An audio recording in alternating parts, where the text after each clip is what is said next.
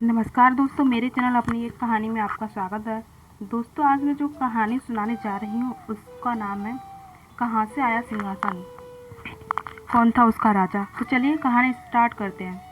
प्राचीन समय की बात है। उज्जैन में राजा भोज राज किया करते थे।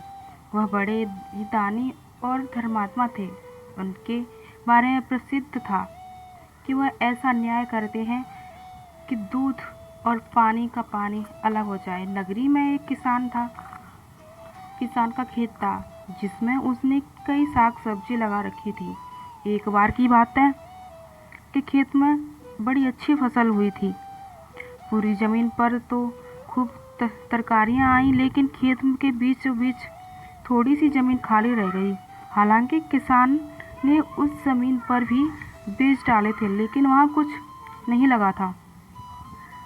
किसान ने वह खेत की रखवाली के लिए एक मचान बना लिया। जब भी किसान मचान पर चढ़ता, अपने आप चिल्लाने लगता, कोई है, राजा भोज को पकड़ लाओ और सजा दो, मेरा राज्य उसने ले लो, जाओ जाओ जल्दी जाओ। सारी नगरी में यह बात आग की तरह फैल गई और राजा भोज के कानों में पहुंच गई। राजा ने कहा, मुझे उस खेत पर ले चलो, मैं सारी बातें अपनी आंखों से देखना चाहूँगा और सुनना चाहूँगा। राजा भोज जब उस जगह पहुँचे तो उन्होंने वही देखा कि किसान मचान पर खड़ा है और वह कह रहा है, राजा भोज को फौरन पकड़ लाओ, मेरा राज्य उससे ले लो। यह सुनकर राजा चिंतित हो गए। चुपचाप महल में लौट आए। उन्होंने रात भर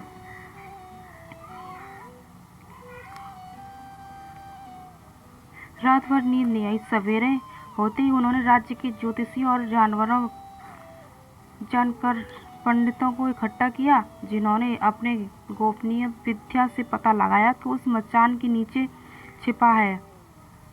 राजा ने उसी समय आज्ञा दी कि उस जगह को खुदवाया जाए। खोदते खोदते जब काफ़ी मिट्टी निकल गई तो अचानक एक सिंहासन प्रकट हुआ। सिंहासन के चारों ओर 8-8 पुतलियाँ, यानी कुल 32 पुतलियाँ खड़ी थीं। सबके अचरज का ठिकाना न रहा।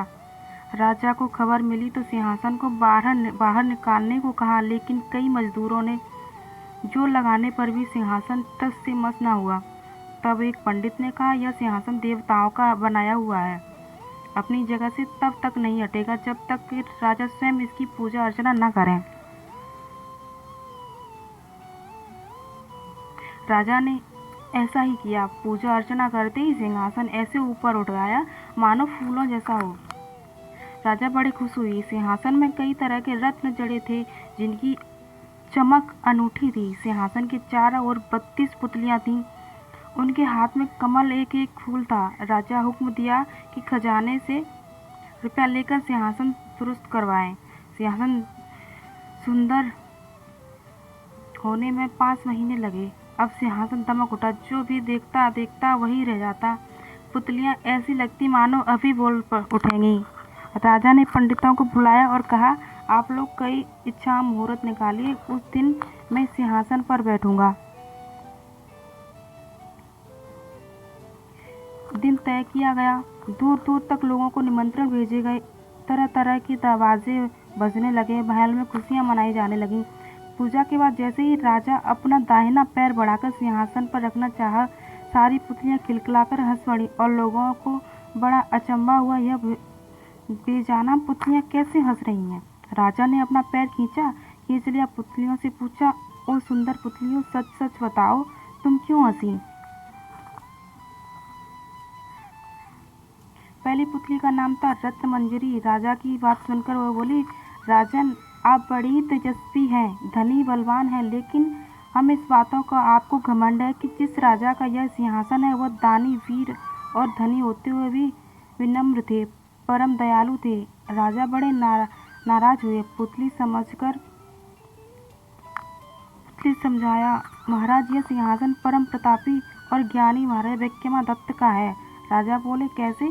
मान लूँ मैं ये राजा विक्रमादित्य का सिंहासन। पुतली ने कहा, ठीक है, मैं तुम्हें राजा विक्रमादित्य की कहानी सुनाती हूँ। सिंहासन बत्तीसी की पहली पुतली मंजरी ने सुनाई एक कहानी। दोस्तों ये कहानी यहीं तक है। दूसरी कहानी मैं आपको अगले पार्ट में सुनाऊंगी।